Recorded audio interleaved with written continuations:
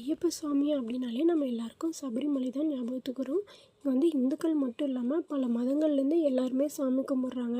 இதுக்கு உதாரணம் என்ன அப்படின்னா, இஸ்லாமியரான பாபர் மசூதிக்கு சென்று வணங்குறாங்க. ஐயப்ப சுவாமியை வந்து நட சாத்தும் போது பாடுற பாடல் வந்து ஒரு கிறிஸ்துவ பாடகர் பாடின பாடல். அதனால தான் இந்தியாவில் வந்து அனைத்து 7 மாநிலங்கள்லேயுமே ஐயப்ப சுவாமிக்கு வந்து பக்தர்கள் இருக்கிறாங்க. எல்லோரும் வந்து இங்கே சாமி கும்பிட்டுட்டு போகிறாங்க. அப்படி வந்து இந்த பெருமைமிக்க ஐயப்ப சுவாமியோட வாள் வந்து எப்படி வந்து ஏறி இறங்குது எடை அப்படின்னு பார்க்குறோம். அந்த வாள் எங்கே இருக்குது அப்படிங்கிறத இப்போ பார்க்கலாம். ஐயப்ப சுவாமி கோயிலை வந்து யார் உருவாக்குனாங்க அப்படின்னா பரசுராமர் தான். அவர் மொத்தம் 5 கோயில் வந்து உருவாக்கியிருக்காரு. அதில் ஒரு கோயில் தான் அச்சன் கோயில். இந்த அச்சன் கோயில் வந்து ஐயப்பன் சாமி வந்து அதில் வந்து அரசனாக இருந்தாங்க. இது எங்கே இருக்குது அப்படின்னா செங்கோட்டையிலேருந்து சுமார் 28 கிலோமீட்டர் தூரத்தில் கேரளாவில் ஒரு வனப்பகுதியில் இருக்குது. இந்த கோயில் வந்து ரொம்ப பழமையான கோயில் அப்படின்னு சொல்கிறாங்க. ஐயப்ப சாமி வந்து இதில் அச்சன் கோயிலில் வந்து மீதம் இருக்கிற எல்லா கோயில்லையுமே வந்து ஏதோ ஒரு இயற்கை சீற்றத்தால் தீ விபத்து அப்படின்னு சொல்லிட்டு மூல விக்கிரகம் வந்து சிலையை வந்து மாற்றிட்டாங்க. ஆனால் இந்த அச்சன் கோயிலில் மட்டும்தான் பரசுராமர் வச்ச அதே ஐயப்பன் சுவாமி வந்து விக்கிரகம் இன்னுமே அங்கே இருக்குது. இந்த கோயில் தான் மிகவும் தொன்மையான கோயில் அப்படின்னு சொல்கிறாங்க. இந்த கோயிலில் வந்து சாமி சிலைக்கு வந்து ரொம்ப வித்தியாசமாக இருக்கும் அப்படின்னு சொல்கிறாங்க.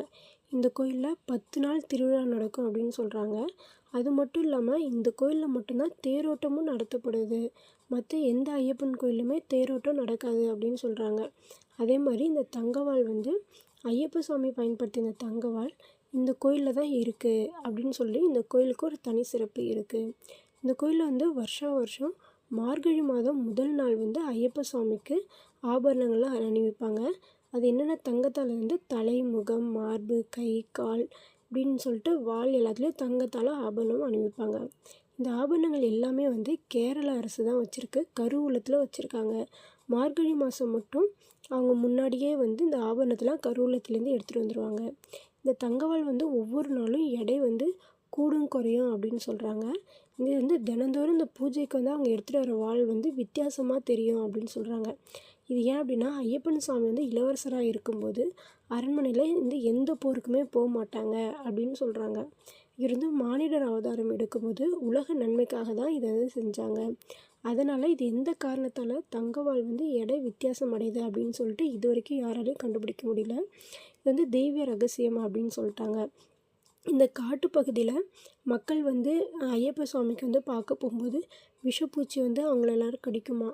அப்போ நைட்டு எத்தனை மணி ஆனாலும் ஐயப்பன் கோயிலுக்கு அவங்க முன்னாடி போய் நின்று அந்த மணி அடித்தாங்க அப்படின்னா அங்கேருந்து அர்ச்சகர் வந்து வந்து நடை திறந்துட்டு அவங்களுக்கு வந்து தீர்த்தம் கொடுப்பாங்களாம்.